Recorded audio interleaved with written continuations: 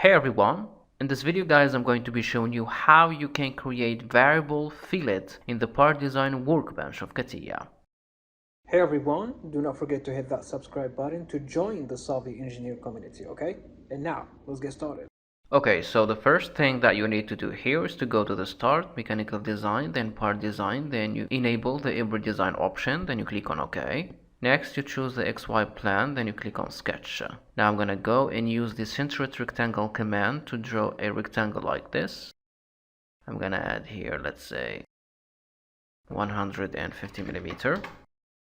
Then I'm gonna add the same value here, 150 millimeter. Then I'm gonna exit the workbench. Then I'm gonna use the pad command to add a pad of 30 millimeter. Okay, I'm gonna click this plus sign. Then I'm gonna go to insert, rest of features, then variable fillet. Now I'm gonna click on this edge. Then in the points field, I'm gonna right click here, then create point. I'm gonna add the third point in the middle like this, then click on OK.